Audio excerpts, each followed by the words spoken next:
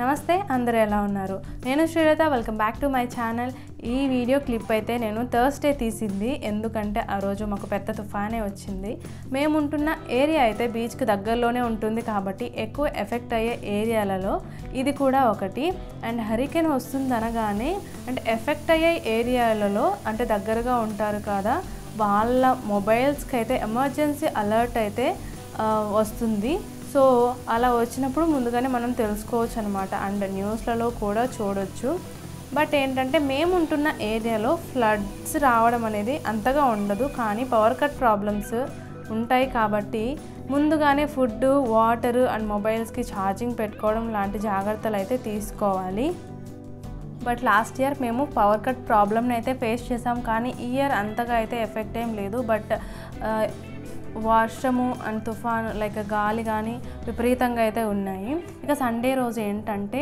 Morning లేవడం కొంచెం ఆలస్యం అవుతుంది కాబట్టి రోజు కొంచెం ఈజీ అండ్ హెల్తీగా అయితే అవకాడో టోస్ట్ అయితే చేసుకున్నాను అనమాట సో తిన్నా కానీ చాలా లైట్ ఫుడ్ తిన్నట్టు అయితే ఉంటుంది సో అందుకే అవకాడోనే కొంచెం ప్రిఫర్ చేస్తాను సో ఐషు కూడా ఇష్టంగా తింటుంది కాబట్టి సో నెక్స్ట్ లంచ్లోకి అయితే మేము ఫ్రై పీస్ బిర్యానీ అయితే ట్రై చేస్తున్నాను అనమాట లాస్ట్ ఇంతకు ముందు వీడియోలో కూడా చూపించుండాలి సో టేస్ట్ చాలా బాగుంటుంది సో మోస్ట్లీ ఇక్కడ సండేస్ అంటే నాన్ వెజ్ ప్రిఫర్ చేస్తూనే ఉంటాము సో ఇక్కడ ఫిష్ ప్రైస్తో కంపేర్ చేసుకుంటే చికెన్ ప్రైస్ అనేది కొంచెం బెటర్గా ఉంటుంది కాబట్టి మోస్ట్లీ చికెనే ప్రిఫర్ చేస్తూ ఉంటాను అనమాట సో చాలా డిషెస్ అయితే ట్రై చేస్తూ ఉంటాను కానీ ఈ మధ్య వ్లాగ్స్ అయితే సరిగ్గా షేర్ చేసుకోవడం లేదు కాబట్టి సో అవన్నీ కూడా మిస్ చేశాను సో ఇక నుంచి అయితే రెగ్యులర్గా అయితే డిఫరెంట్గా అయితే ట్రై చేస్తూ ఉంటాను మీతో షేర్ చేసుకుంటూ ఉంటాను అనమాట అండ్ దీన్ని అయితే నేను ఫస్ట్ మ్యారినేట్ చేసుకోవాలి కాబట్టి చికెన్ని అన్ని మసాలాలు అయితే వేసుకున్నాను అనమాట సో కారము సాల్ట్ పసుపు అల్లం వెల్లుల్లి పేస్ట్ పెరుగు ఆయిల్ ఇలా అన్నీ వేసుకొని ముక్కలకి పట్టేలా అయితే మసాజ్ చేసేసుకొని సో నెక్స్ట్ అయితే నేను ఫ్రిడ్జ్లో 1 అవర్ పాటు మ్యారినేషన్కి అయితే ఉంచేసాను అండ్ ఈ లోపల మా బుజ్జి గార్డెన్ అయితే చూపిస్తాను మా బుజ్జిది అయితే నా కోసం పచ్చిమిర్చిలు అయితే కోయిస్తూ ఉంది ఇవన్నీ కూడా నేను పెంచుకుంటున్న మొక్కలు మేము ఫస్ట్ ఫ్లోర్లో ఉంటాం కదా బట్ నేనైతే గ్రౌండ్ ఫ్లోర్లోనే మొక్కలు అయితే ఉంచాను ఎందుకంటే మాకు ఎప్పుడూ వర్షం పడుతూ ఉంటుంది సో లోపల అంటే బాల్కనీలో ఉంచడం కంటే గ్రౌండ్లో ఉంచితేనే నాకు మొక్కలు కొంచెం హెల్తీగా పెరుగుతున్నట్లయితే అనిపించింది అందుకే నేను గ్రౌండ్లోనే వదిలేసాను అనమాట అండ్ మోస్ట్లీ నా దగ్గర మింట్ చాలా ఉంటాయి ఈ ఫ్రై పీస్ బిర్యానీని చాలామంది చాలా రకాలుగా అయితే ట్రై చేస్తూ ఉంటారు కదా అండ్ ఇదొక మెథడ్ అందులో అండ్ ఇప్పుడైతే నేను రైస్ కోసం అంటే బిర్యానీ రైస్ కోసం అయితే ఇలా బౌల్ పెట్టుకొని ఆయిల్ తీసుకున్నాను నేను ఇక్కడైతే సోనా మసూరి రైస్ని యూజ్ చేస్తున్నాను బాస్మతి రైస్ కాకుండా సో ఇలాగా బిర్యానీ స్పైసెస్ అన్నీ వేసేసాను ఆయిల్లో నెక్స్ట్ నేను నా చిన్ని గార్డెన్ నుంచి తెచ్చుకున్న మిర్చీస్ కూడా ఇందులోనే కట్ చేసి వేసేసుకున్నాను అనమాట అండ్ ఇందులోకి నేను 1 టేబుల్ స్పూన్ వరకు పుదీనా అండ్ 1 టేబుల్ స్పూన్ కొత్తిమీర కొంచెం అల్లం వెల్లుల్లి పేస్ట్ అయితే ఇందులోకి యాడ్ చేసేసుకున్నాను అనమాట సో పక్కనే ఎసరు పెట్టుకున్నాను సో బిర్యానీ రైస్లోకి వేసుకోవడానికి నేను ఇక్కడ 2 గ్లాసెస్ ఆఫ్ రైస్ తీసుకున్నాను కాబట్టి 3.5 వరకు నేను వాటర్ అయితే నేను హీట్ చేస్తున్నాను అనమాట సో ఇలా కొంచెం అది కుక్ అయ్యాక మన అల్లం వెల్లుల్లి పేస్ట్ పచ్చివాసన పోయాక ఏంటంటే ఇందులోకే కర్డ్ యాడ్ చేస్తున్నాను సో నేను ఎగ్జాక్ట్గా చెప్పాలంటే బిర్యానీస్ చేసి కొంచెం చాలా రోజులైతే అవుతుంది మోస్ట్లీ చికెన్తో ట్రై చేస్తాను కానీ బిర్యానీ అంటే చికెన్తో రెసిపీస్ ట్రై చేస్తాను కానీ బిర్యానీ రెసిపీస్ ఎక్కువ ట్రై చేయను సో ఆఫ్టర్ లాంగ్ టైం తర్వాత నేనైతే ఈ ఫ్రై పీస్ బిర్యానీ అయితే ట్రై చేస్తున్నాను సో తర్వాత ఏంటంటే ఇందులోకే రైస్ కూడా తీసేసుకుంటున్నాను అనమాట ఇలా స్టీల్ బౌల్లలో బిర్యానీస్ చేసేటప్పుడు ఏంటంటే అడుగు మాడిపోతూ ఉంటుంది కదా దానికోసం ఏంటంటే ఫస్ట్ మనము మీడియం ఫ్లేమ్లలో ఉంచేసుకోవాలి ఇంకా రైసు ఉడికిపోతుంది ఇంకా 5 minutes అలా ఉంది అనగా మనం లో ఫ్లేమ్లోకి టర్న్ చేసేసుకుంటే మనకి అడుగు మాడిపోదు అలాగే రైస్ కూడా చాలా పొడి పొడిగా వస్తుంది ఇందులోకే నేను బాయిల్ అవుతున్న వాటర్ని కూడా తీసేసుకున్నాను అనమాట అండ్ లాస్ట్లో కొంచెం సాల్ట్ అనేది యాడ్ చేసేసుకోవాలి టేస్ట్కి తగ్గట్టు ఒకసారి చెక్ చేసుకొని టేస్ట్ ఉప్పు సరిపోయింది అనుకుంటే మనం వదిలేసుకోవచ్చు అనమాట సో ఉప్పు సరిపోకపోతే కొంచెం యాడ్ చేసుకోవచ్చు అండ్ దీని మీద అయితే కొంచెం మూత పెట్టేసి ఒక 10 to 15 minutes అయితే మీడియం ఫ్లేమ్లో ఉంచేసాను ఈ ఫ్రై పీస్ బిర్యానీలోకి యూజ్ చేసే మసాలాను అయితే నేను ముందుగానే ప్రిపేర్ చేసి పెట్టుకున్నాను. సో క్లిప్ అయితే మిస్ అయింది, కానీ ఆ ప్రాసెస్ అనేది చాలా ఈజీ. మనం బిర్యానీలోకి యూజ్ చేసే ఓల్ గరం మసాలాలు అన్నీ కూడా 2 టేబుల్ స్పూన్స్ వచ్చేలా తీసుకోవాలి. సో దాల్చిన చెక్క, లవంగాలు, శొంఠి ఇలా మొత్తం కూడా 2 టేబుల్ స్పూన్స్ అలా రావాలి. మిరియాలు అండ్ ఒక 2 టేబుల్ స్పూన్స్ వరకు నువ్వులు తీసుకొని అన్నిటినీ మిక్సీ పట్టుకోవాలి. సో అదే మనకి ఈ ఫ్రై పీస్ బిర్యానీలోకి మనం యూజ్ చేసే మసాలా అనేది. ఇదైతే ఫ్రై పీస్ కోసం చేసుకుంటున్నది ఆనియన్. అండ్ ఆనియన్ కొంచెం గోల్డెన్ బ్రౌన్ వచ్చాక ఏంటంటే ఇందులోకి 2 టమాటోస్ని మిక్సీ పట్టుకుని ఆ ప్యూరీని అయితే యాడ్ చేసుకున్నా. అది కొంచెం దిక్కయి మనకి ఆయిల్ అనేది కొంచెం సపరేట్ అయ్యాక మ్యారినేట్ చేసుకున్నాం కదా, ఆల్మోస్ట్ నేను 1 అవర్ ఫ్రిడ్జ్లో ఉంచేసాను అనమాట. ఆ మ్యారినేట్ చేసుకున్న చికెన్ అంతా కూడా నేను ఆ బౌల్లో అయితే వేసేసుకుంటున్నాను. సో మనకి బాగా కుక్ అవ్వాలి. సో మనం 1 అవర్ మ్యారినేట్ చేసాం కాబట్టి మనకి చికెన్ అనేది చాలా టెండర్గా ఉంటుంది, చాలా సాఫ్ట్గా కుక్ అవుతుంది అనమాట. సో మంచి టేస్ట్ అనేది వస్తుంది. ఇక్కడ రైస్ అయితే పర్ఫెక్ట్గా అండ్ పొడి పొడిగా అయితే కుక్ అయిపోయింది. నెక్స్ట్ చికెన్లోకి నేను ముందుగానే ప్రిపేర్ చేసి పెట్టుకున్న మసాలాలు కూడా వేసేసాను. 2 టేబుల్ స్పూన్స్ వరకు వేసాను అనమాట. నెక్స్ట్ ఇందులోకి ఇంకా చికెన్ ఉడికింది, సో అయిపోయింది అనుకున్నప్పుడు ఏంటంటే ఇందులోకి 1 టేబుల్ స్పూన్ వరకు కొత్తిమీర అలాగే పుదీనా యాడ్ చేసేసాను. సో మనకి మంచి టేస్ట్ వస్తుంది. అండ్ దీన్ని కొంచెం గ్రేవీగా ఉండేటట్టు అయితే చూసుకున్నాను అనమాట. దీన్ని సర్వింగ్ చేసుకోవడం చాలా ఈజీనే. ఫస్ట్ బౌల్లో అయితే మనం అడుగునైతే చికెన్ వేసేసుకోవాలి. సో మనకి ఎంత క్వాంటిటీలో చికెన్ కావాలో అంత క్వాంటిటీలో చికెన్ వేసేసుకున్న తర్వాత దాన్ని కంప్లీట్గా మనం రైస్తో అయితే ఫిల్ చేసేయాలన్నమాట. సో మనం బిర్యానీ రైస్ చేసుకున్నాం కదా, ఆ రైస్తో కంప్లీట్గా ఫిల్ చేసేయాలి. కొంచెం గ్యాప్ ఉన్నా కానీ మనకి ఆ షేప్ అనేది పర్ఫెక్ట్గా రాదు. కొంచెం ఆ స్పూన్తో కానీ మనం ఆ గరిటెతో కానీ కొంచెం అదుముకుని ఆ బౌల్ మొత్తం కూడా రైస్తో అయితే ఫిల్ చేసుకోవాలి. సో తర్వాత ఏంటంటే ఒక ప్లేట్ తీసుకొని దాన్ని ఆ బౌల్ని ఉల్టా అలా తిప్పేసి అయితే వేసుకుంటే మనకి పర్ఫెక్ట్ షేప్ అనేది వస్తుంది. సో దీంట్లోకి మనము గ్రేవీస్ చేసుకోవచ్చు అండ్ రైతా కూడా చేసుకోవచ్చు. అండ్ నేనేంటంటే చికెన్ని కొంచెం ఎక్కువగా గ్రేవీగా చేసుకున్నాను కాబట్టి నాకైతే రైతా చేసుకోవాల్సిన పని లేదు, అలాగే అదే గ్రేవీ చేసుకోవాల్సిన పని కూడా లేదనమాట. సో ఇలా ఉల్టా తిప్పేసామనుకో చూడండి, మనకి పర్ఫెక్ట్ షేప్ వస్తుంది. ఇక్కడైతే మేము బయటకు వెళ్ళి ఫుడ్ ఆర్డర్ పెట్టుకొని లైక్ హోటల్కి వెళ్ళి తినాలంటే మాకు చాలా ఖర్చు అయితే అవుతుంది అనమాట. సో అదే ఇంట్లో అనుకో రెస్టారెంట్ స్టైల్లో మనమే చేసుకొని హ్యాపీగా తినవచ్చు అనమాట ముగ్గురము. అండ్ ఇదైతే fry piece biryani. And next వచ్చేసి ఈవినింగ్ అన్నమాట. ఈవినింగ్ అయితే నేను ఆరెంజ్ కేక్ అయితే ట్రై చేస్తున్నా.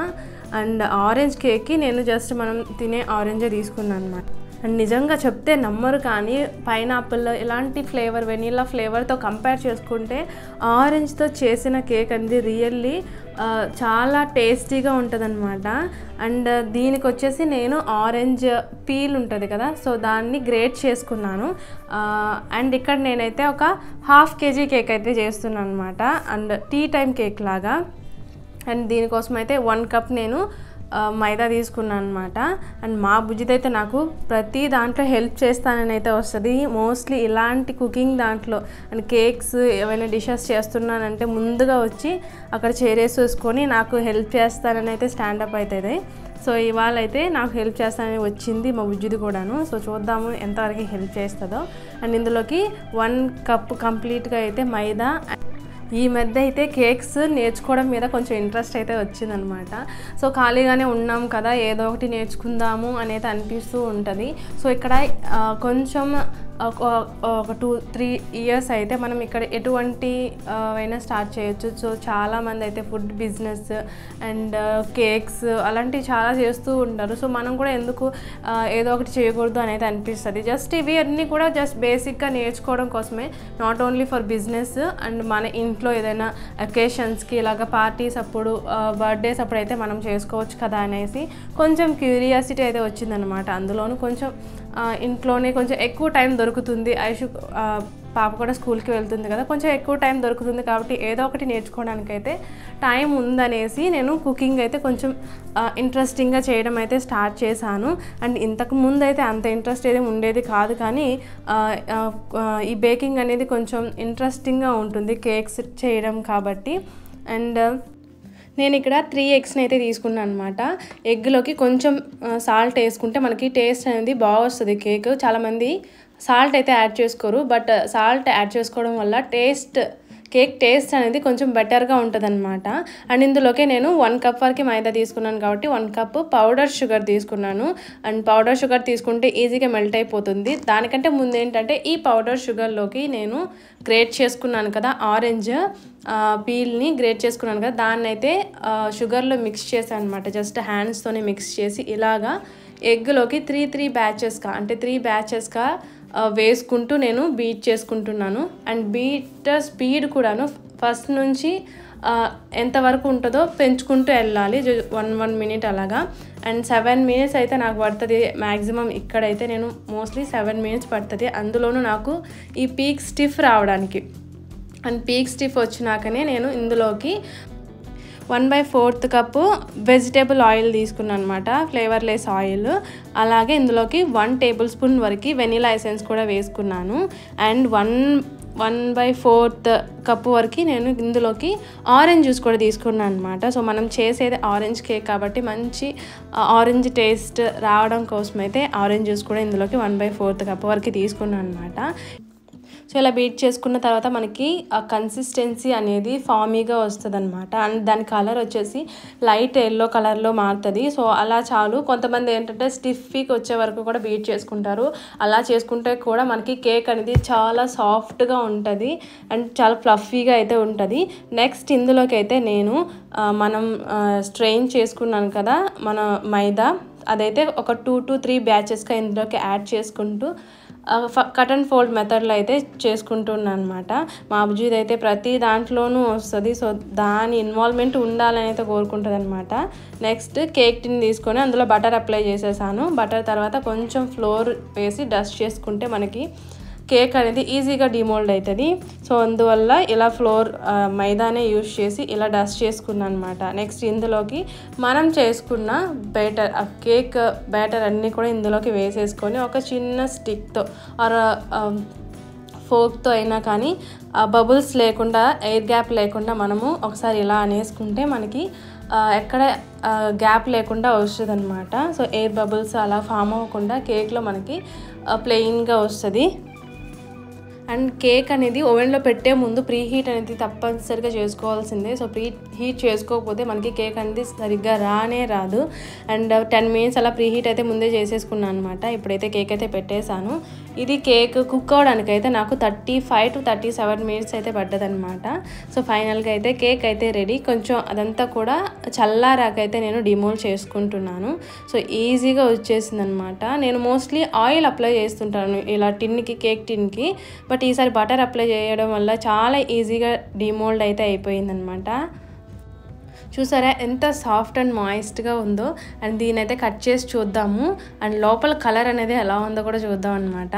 మనము ఆరెంజ్ యూస్ చేసాం కాబట్టి కొంచెం ఎల్లోయిష్గా అయితే కనిపిస్తుంది.